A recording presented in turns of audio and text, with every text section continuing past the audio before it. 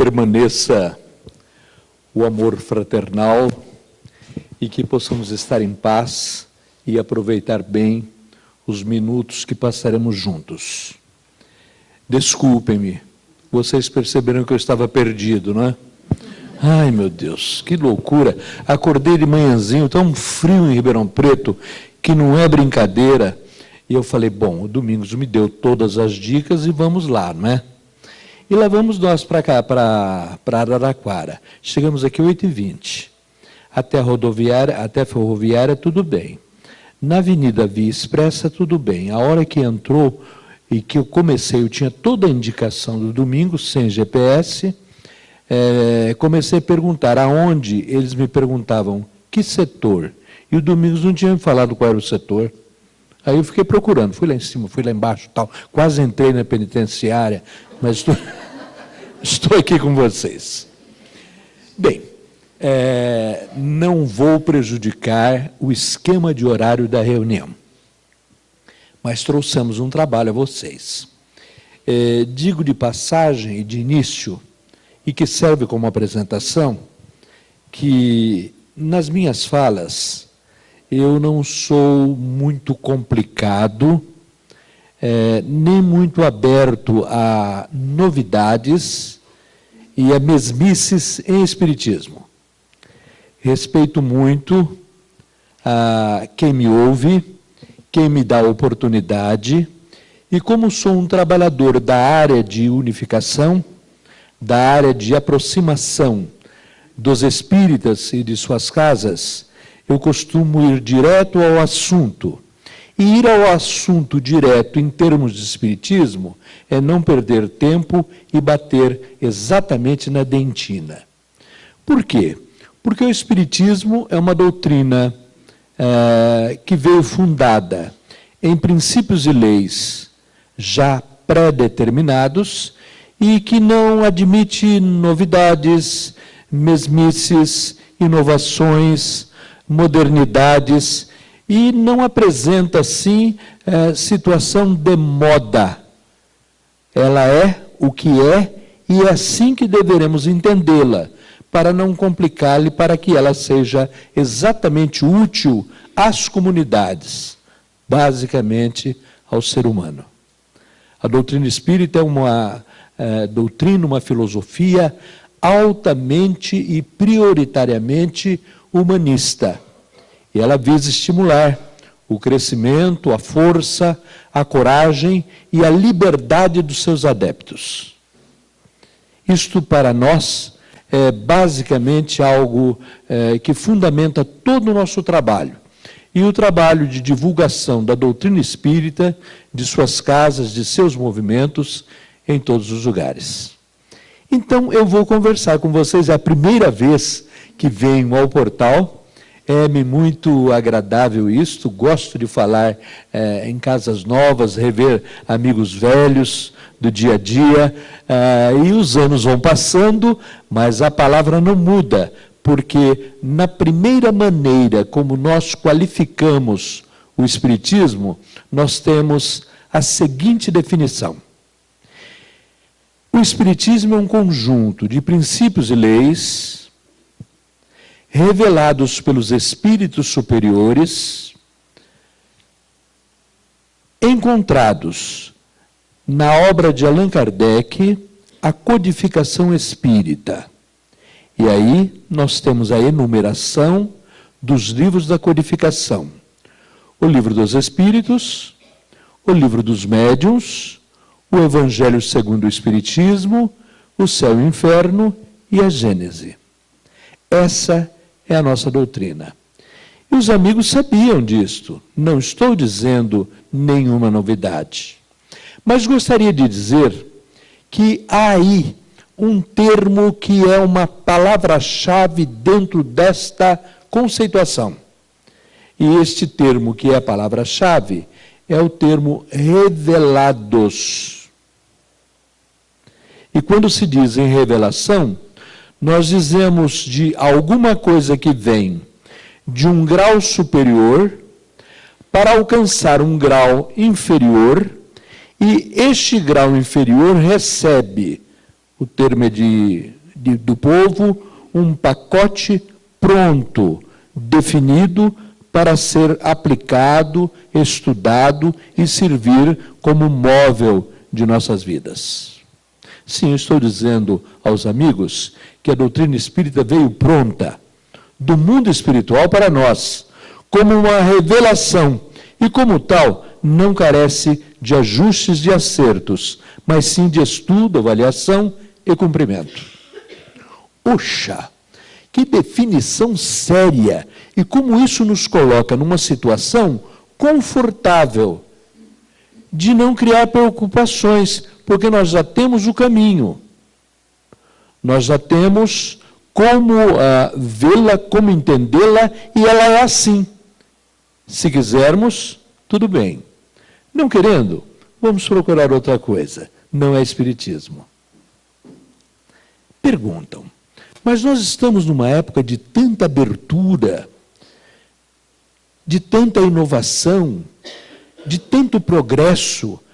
A doutrina em si não é progressista, ela é progressista, mas ela já traz no seu bojo esse progresso, que caminha, avança e continuará caminhando para o futuro, com uma visão muito bonita, mas dentro de um alicerce já pronto, definido, seguro para as nossas experimentações e as nossas vivências. Por isso, ela visa o crescimento, através do conhecimento e do estudo.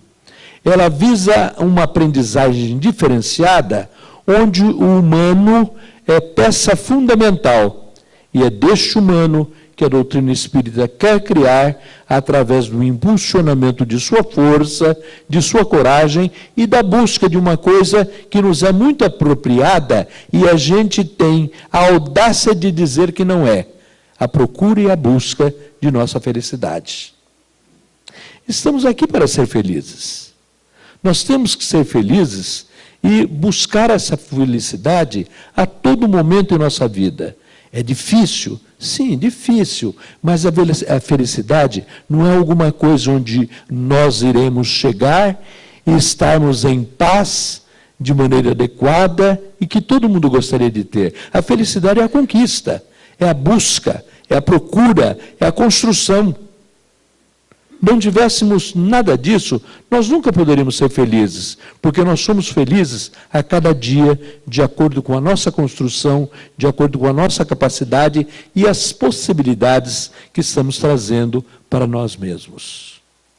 Bom apresentar a doutrina espírita dentro dessa característica e dentro de uma visão filosófica, dizendo-a como um conjunto de princípios e de leis que, revelados, vêm para melhorar a nossa vida e a nossa transitoriedade na passagem pelo planeta Terra.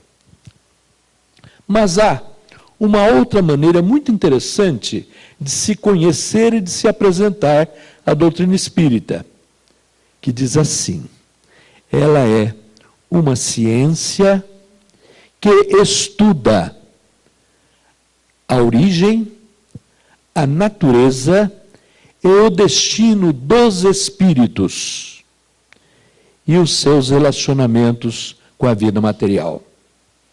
Ora, essa é uma definição mais simples, porque ela vai ao encontro dos nossos conhecimentos curriculares, das nossas vivências escolares, porque ela nos é apresentada como uma ciência, tem um objeto de estudo, e esse objeto de estudo é o espírito. E ela analisa do espírito, origem, natureza, destino e o seu relacionamento com o mundo material. E, completando este relacionamento, altamente envolvido com o mundo espiritual.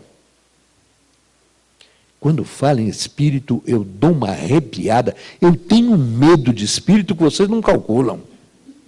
Alguém aqui já viu algum espírito? Já? Quem já? Você já viu? Depois da nossa palestra, você vai me dizer como é que é. Alguém mais além dela? Hein? Já viu também?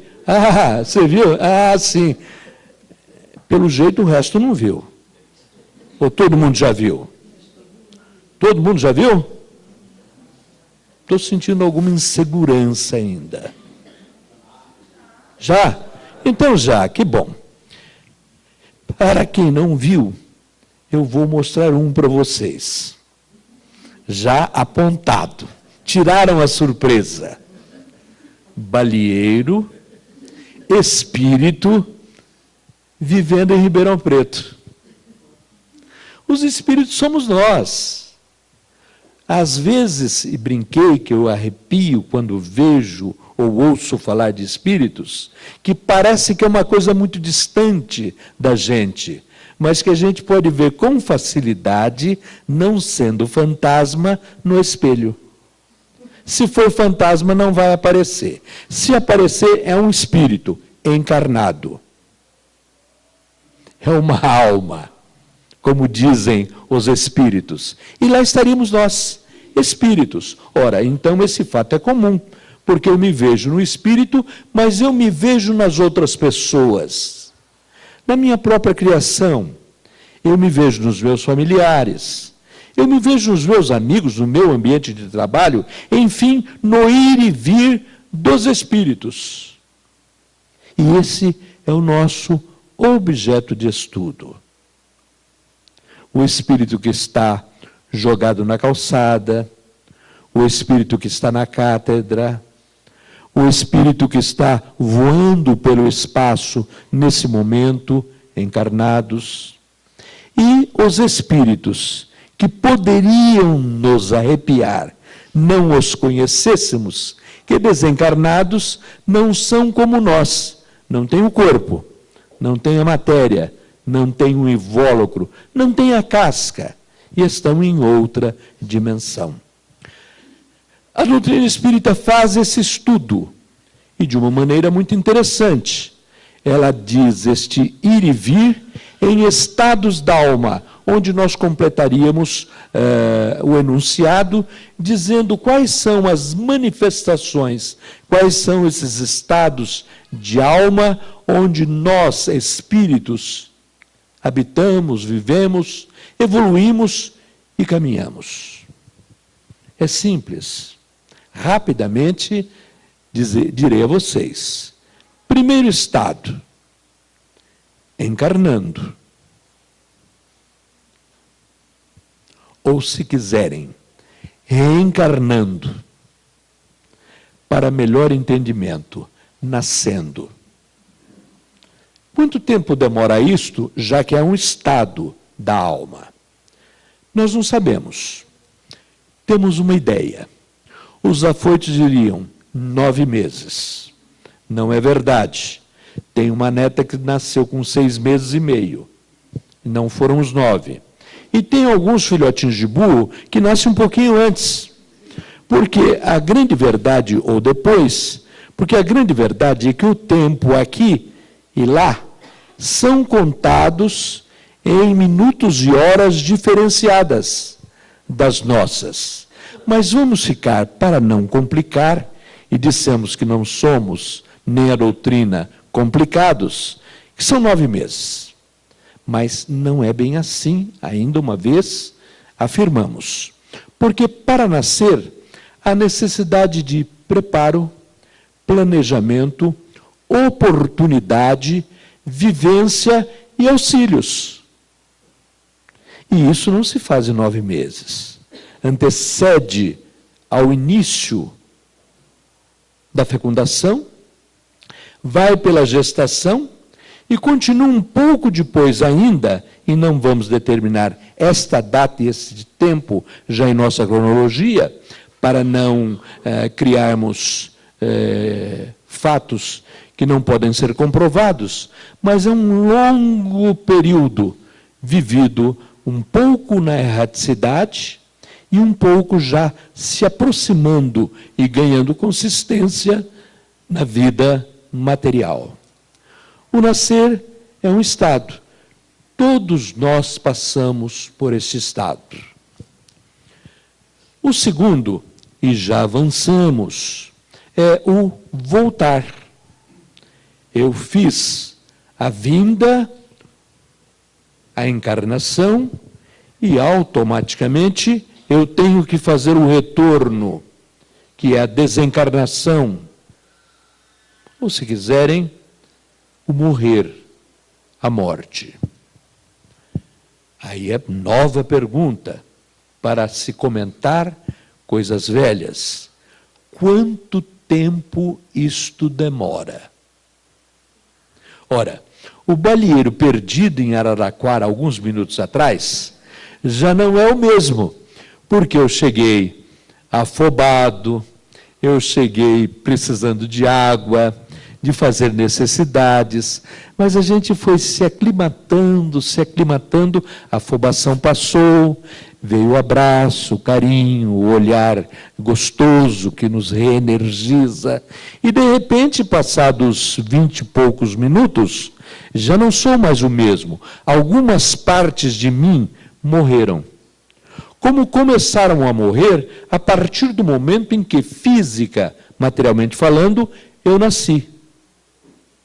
A gente nasce e começa a morrer, porque há um determinismo, um dos únicos de nossas vidas, que é o de que nascemos e vamos morrer. Termos espíritas, reencarnamos e há a desencarnação, e desencarnamos. Ora, então isso não tem tempo, mas são dois estados, nascer e morrer. O terceiro estado é mais simples, pode ser apalpado. É como nós estamos aqui agora, encarnados. Envolve o nascer e o morrer, porque para estar encarnado nascemos, automaticamente morreremos. O tempo que isso demora, a gente não consegue saber, não obstante seja determinado o término desse tempo. 10 anos, juventude, idade adulta, velhice, não importa, mas nós estamos compromissados e presos a responsabilidades, a uma existência que foi planejada, que tem o objetivo de dar-nos motivos para a evolução, para o progresso. Em uma das perguntas do Livro dos Espíritos, se diz, ou se indaga do mundo espiritual, qual a finalidade da encarnação. A resposta, palavras minhas, mas interpretando o dizer dos espíritos superiores, foi que ela não foi imposta por Deus para espiar, reparar e cumprir missão. Olha que coisa interessante, tão simples e tão ampla, tão direta, ao mesmo tempo abrangente, é tudo que nós sabemos e vivenciamos em nossas vidas. Mas aí há uma outra palavra-chave, imposta por Deus. Ele nola impôs. Não tem sine qua non. Nós vamos nascer e morrer. Esta é a lei. Ou, se quiserem, é da lei. É uma lei natural, é uma lei da vida, é uma lei que acompanha todo o ciclo da criação do mundo dos seres vivos, que envolve a convivência de 3 elementos fundamentais, se é que possamos chamar o primeiro como elemento, porque ele é Deus. E o segundo e o terceiro, matéria e espírito. O espírito através da matéria, procurando a Deus, e o espírito através da matéria, sendo co-criador, auxiliando e contribuindo com Deus para a maravilha e a harmonia da criação. E dentro deste aspecto, nós seríamos co-criadores, nós seríamos ajudantes, nós seríamos compromissados com o nosso Pai do céu para que executemos tarefas, expiação, provação e progresso, missão à face do planeta Terra. O interessante é que, na conclusão desta resposta, os Espíritos disseram, é assim contribuir para o progresso da humanidade. Então, essa é a função de estarmos encarnados. Por isso, ela nos é imposta. É o nosso trabalho de co-criadores. Aí a gente diz assim, nossa, nessa vida difícil, com tanta dificuldade, aliás, aqui em Araraquara deve ser diferente, porque ninguém aqui, não vejo ninguém com dificuldade à minha frente. Mas nós temos, não é verdade? Com tantas dificuldades, vem se falar que nós estamos aqui para contribuir com o progresso da humanidade. E é verdade, caríssimos. Estamos aqui para isto, através da gama de relacionamentos e de aprendizados que nós temos.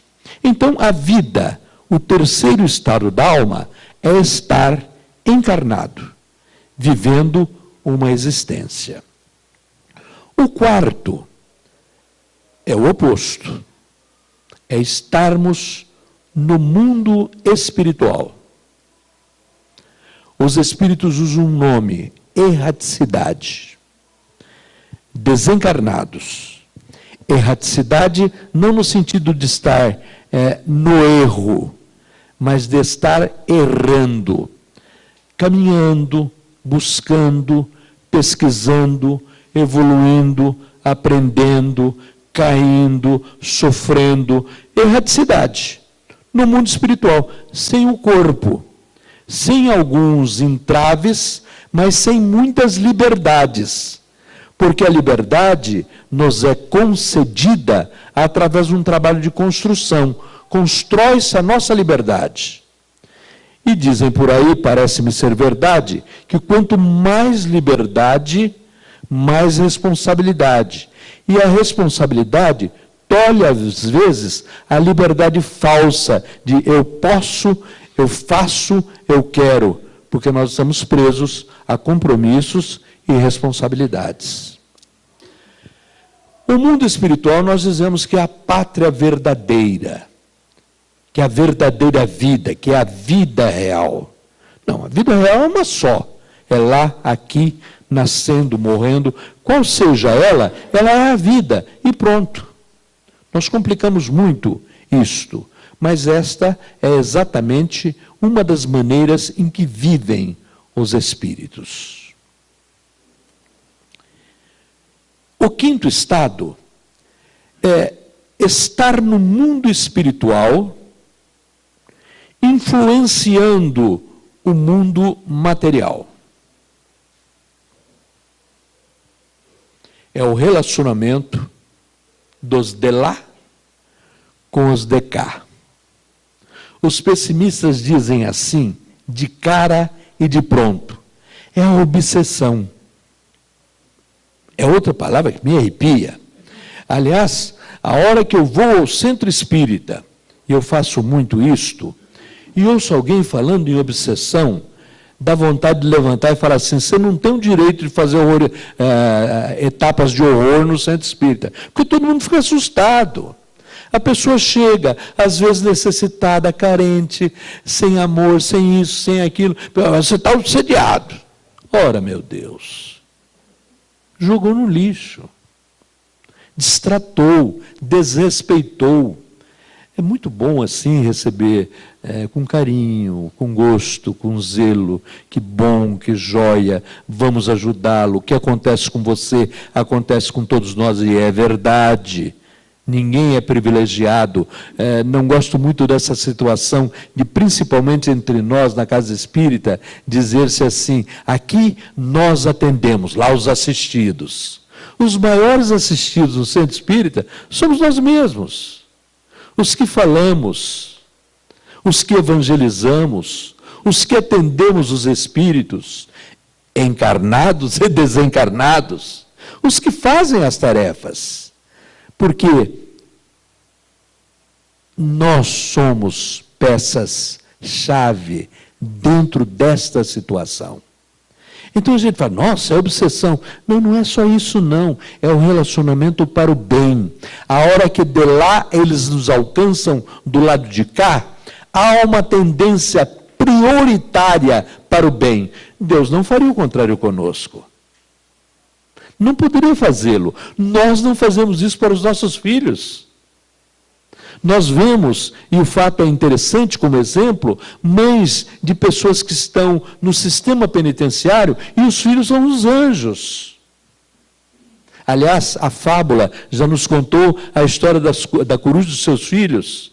Olha, cuidado com os meus. Quais são os mais bonitos? Coitadinhos, foram embora. O gavião papou todos. É uma fábula grandiosa, uma grande lição. E nós fazemos isso. Agora, é muito interessante, a hora que a gente avalia a relação de lá para cá, é que é só do bem prioritário que nós devemos pensar. Para começo de conversa, nós estamos aqui, neste relacionamento, em quase uma centena de pessoas, pouco mais, pouco menos. Então, qual é a nossa presença aqui agora? Se eu dissesse 100 pessoas, eu estaria certo, mas poderia estar errado, porque no mínimo nós somos 200 espíritos. No mínimo. No mínimo. Porque cada um tem o seu anjo da guarda. E o anjo da guarda, palavra dos espíritos codificadores, é um espírito do bem. É um espírito bom. A hora que eu digo assim, nós estamos aqui, cada um de nós, com o nosso anjo da guarda, ele é bom. E ele está para nos ajudar, nos facilitar, nos orientar.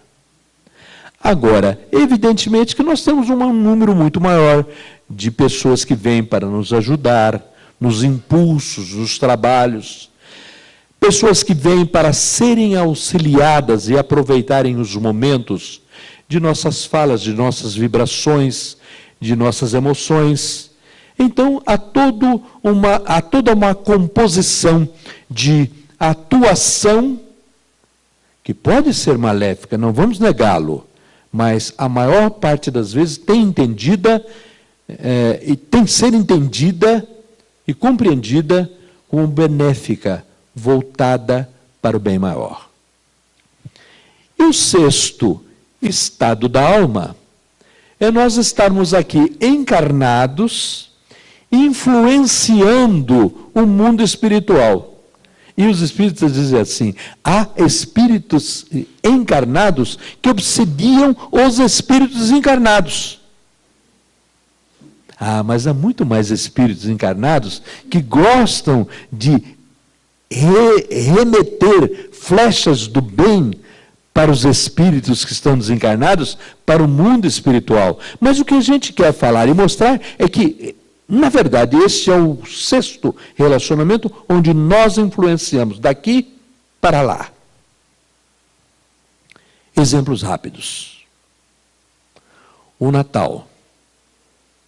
Nós influenciamos o mundo espiritual, que, por sua vez, nos remete o seu magnetismo pela data.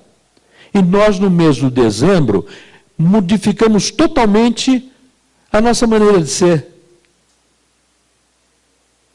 Tratamos bem até as nossas sogras.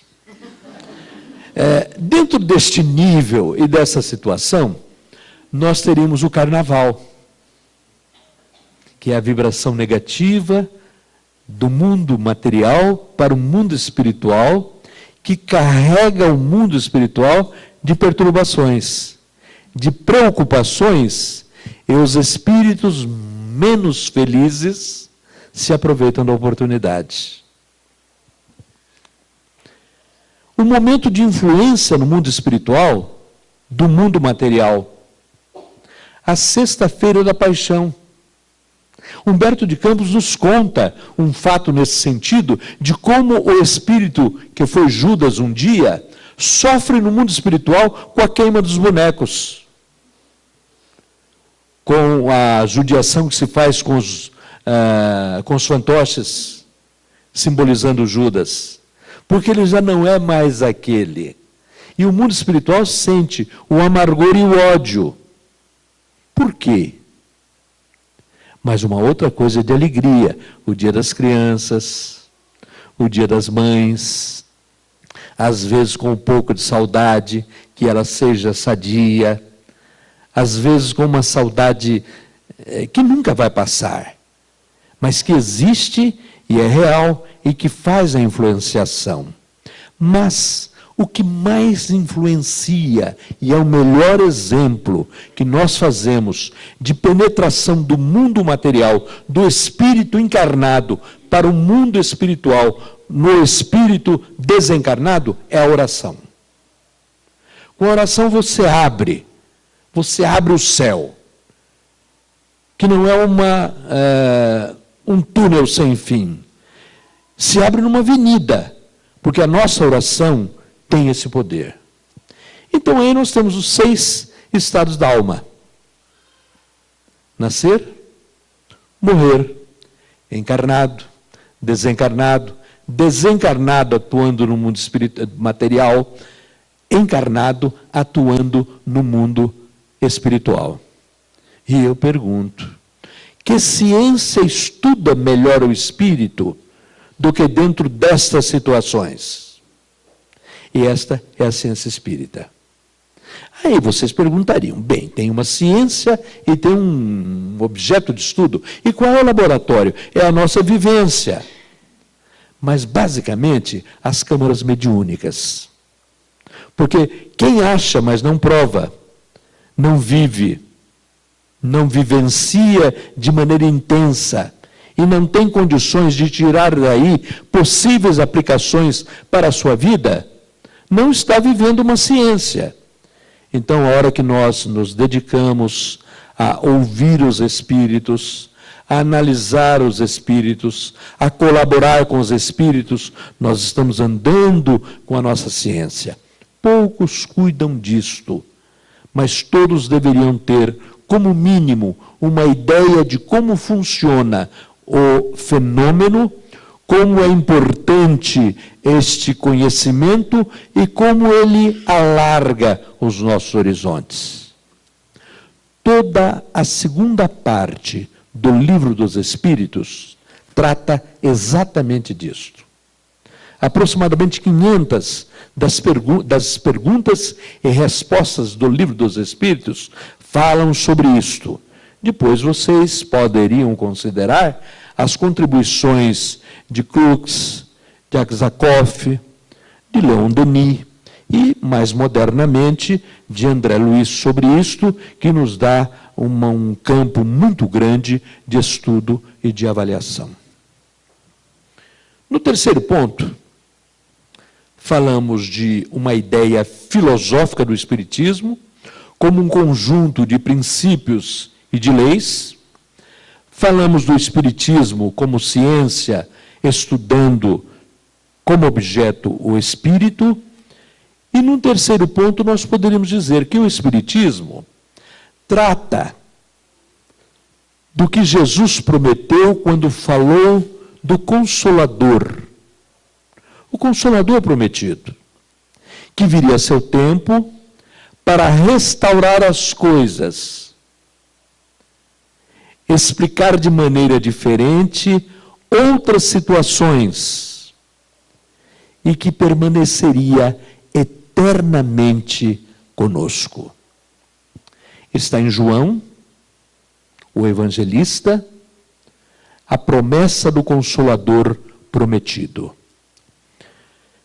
O Consolador prometido, para nós espíritas, é uma tendência avaliada dentro das 3 revelações: Moisés, Cristo, Espiritismo.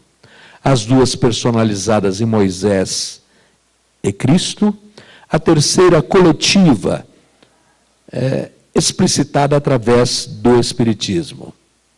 A hora que se comenta isto, é a nossa teoria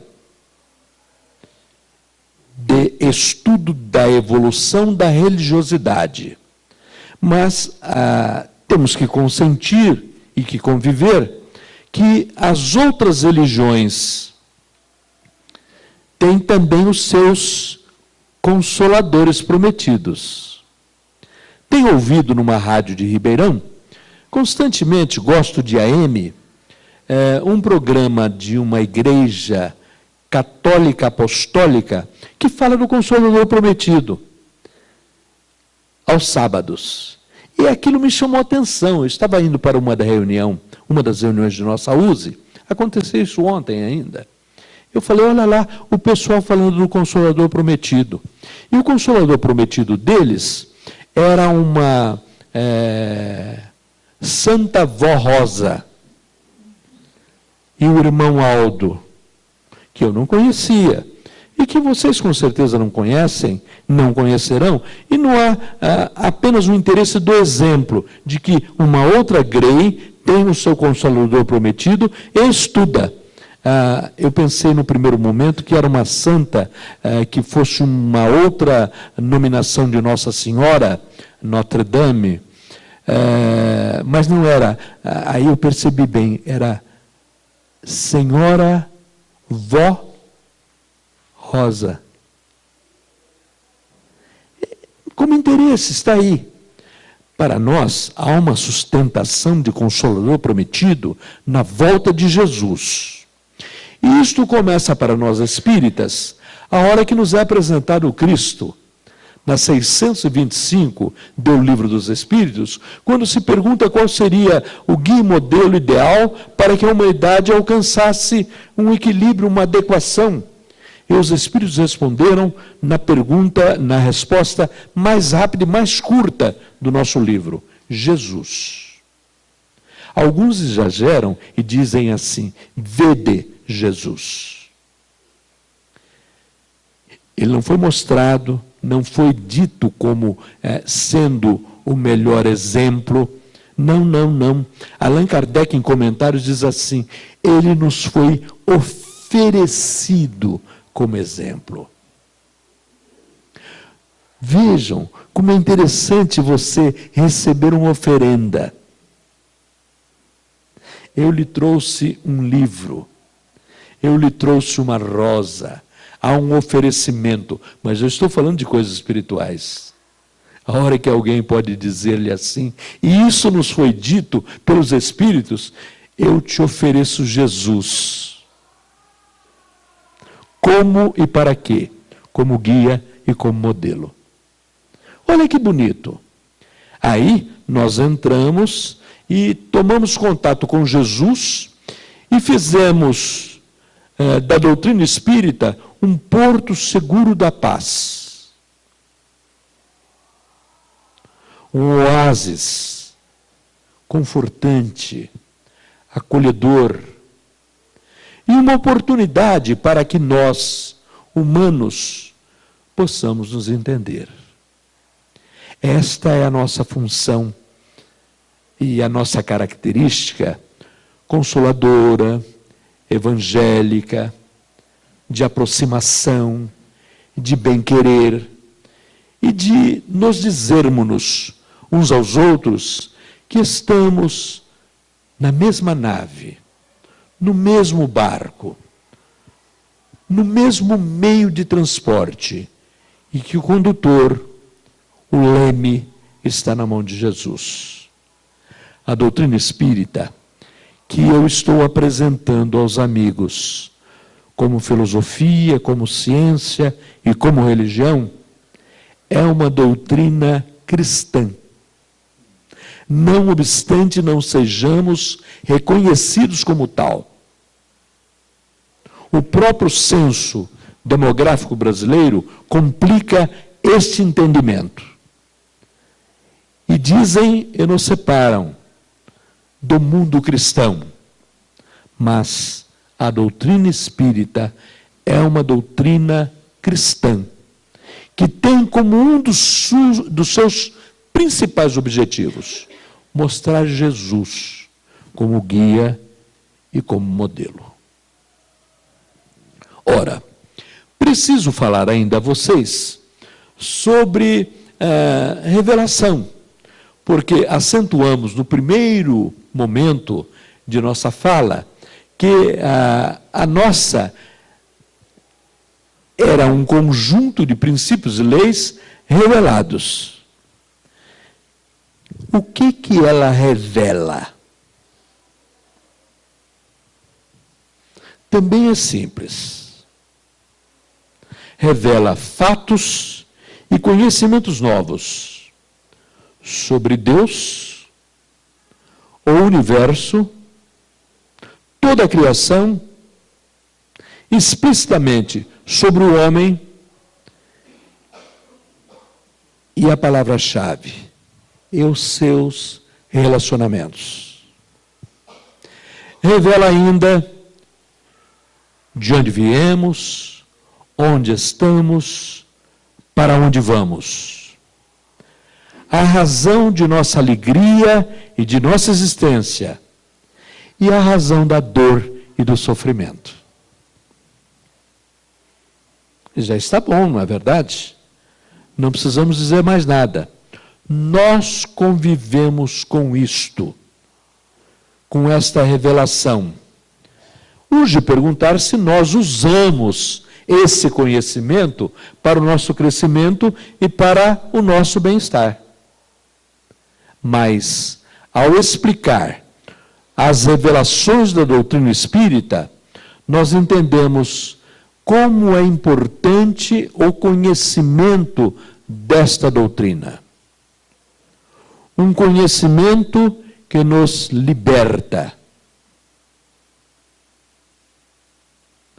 nos levando à educação, ao amor que nos educa.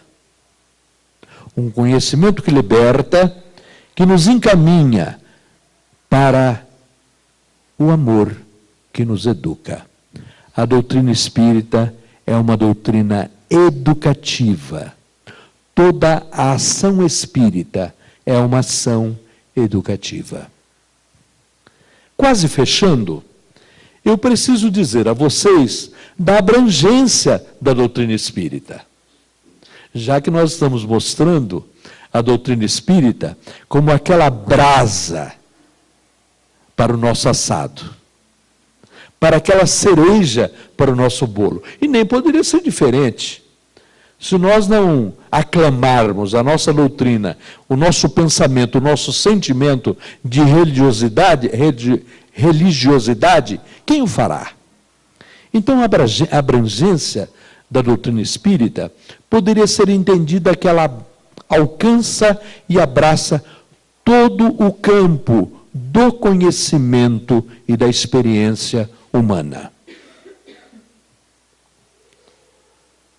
Ao clássico tríplice aspecto: ciência, filosofia e religião.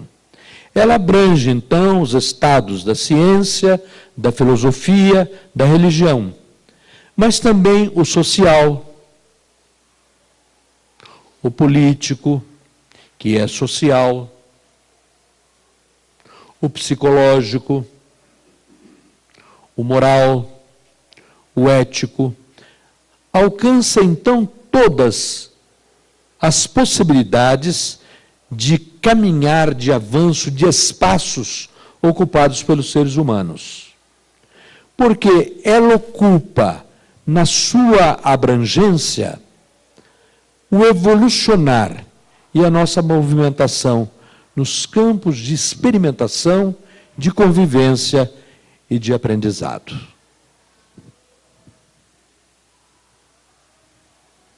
Ficamos bem assim? Eu tenho a impressão de que sim. Não disse novidade nenhuma aos amigos. Tenho certeza disto. Mas também a convicção de que trouxe de maneira organizada o que é o Espiritismo. Basta, e temos ainda que dizer, que não temos a intenção de fazer do mundo um mundo espírita. Não há proselitismo. Nós somos hoje 0,0009 da população mundial. Dentro da grei cristã, uma pequenina parte.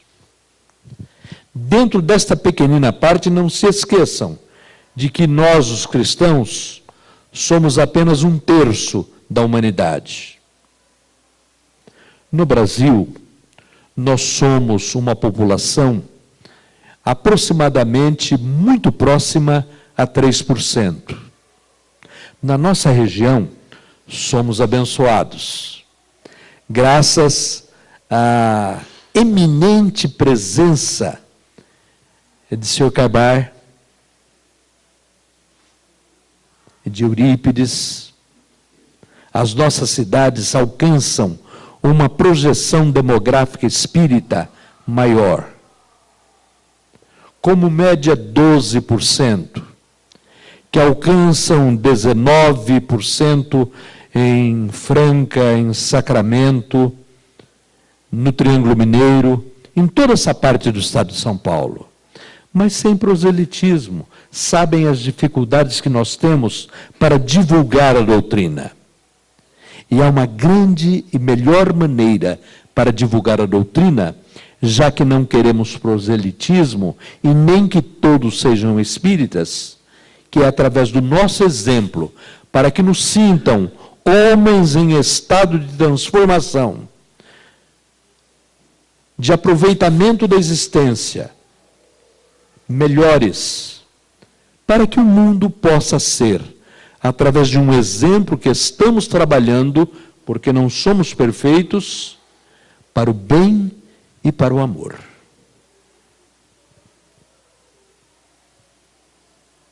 Uma pedagoga,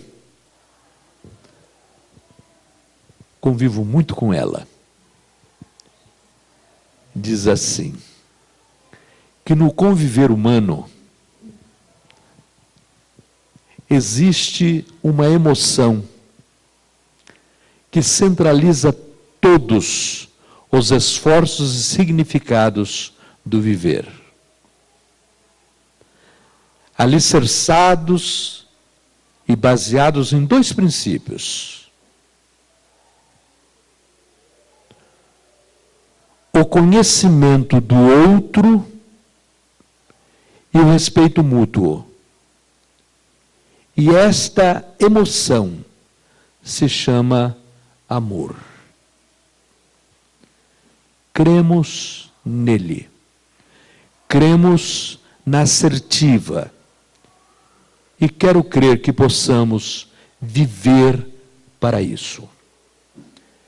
Esta, dentro de nossas modestas palavras e convivência, a nossa mensagem da manhã de hoje. De um trabalhador de área de unificação, de um trabalhador de convivência no cotidiano, no âmago da casa espírita, para que o portal, ao lado do Consolador, junto ao Obreiros, junto a outras casas espíritas, quase 12.000 em nosso Brasil, para que o nosso Brasil, junto às outras nações, onde o Espiritismo já se espraia, quase 40 nações dentro do nosso mundo, possa não dar o rótulo de espírita para o mundo, mas para que o nosso mundo seja de regeneração, e estamos precisando disto. No momento de corrupção, no momento de roubos, no momento de tristeza e de miséria, quando o povo árabe sofre e a África chora, quando a América volta a pensar em liberdade, é muito interessante dizer-se que a hora que os Espíritos nos disseram que o egoísmo era a grande chaga e o mal maior da humanidade, estava vivendo e dominando as nossas ações. E somente o trabalho de transformação do humano na individualidade terá reflexo na coletividade, nas sociedades, para que haja melhora através de um processo único e simples da educação, baseada no amor.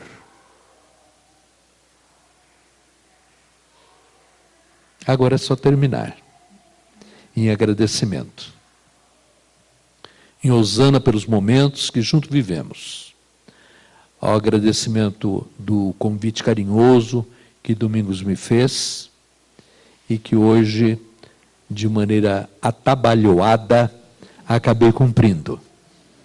Mas penso que fique simplesmente o nosso afeto, o nosso carinho, e ele será intenso, para que, em gratidão, nós possamos dizer, em conjunto com Jesus e com João de Deus, que estendeu aquela prece maravilhosa, quando ele nos disse: orai assim, Pai nosso, que estás nos céus. Na glória da criação, ouve a humilde oração dos pequenos lábios meus. Santificado, Senhor, seja o teu nome divino, em minha alma de menino que confia em teu amor.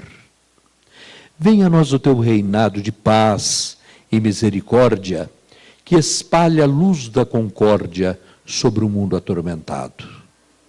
Que a sua vontade assim, que não hesita nem erra, seja feita em toda a terra, em todos os céus sem fim. Dá-nos hoje o pão de cada dia. Perdoa nesta vida os erros que praticamos, assim como perdoamos toda ofensa recebida. Mas não deixe que a tentação nos vença a carne mortal e nem permitas que o mal nos domine o coração. Em tua luz que me beija, em teu reino ilimitado, sejas glorificado, Pai, agora e sempre. Assim seja. A minha gratidão, Jesus os abençoe.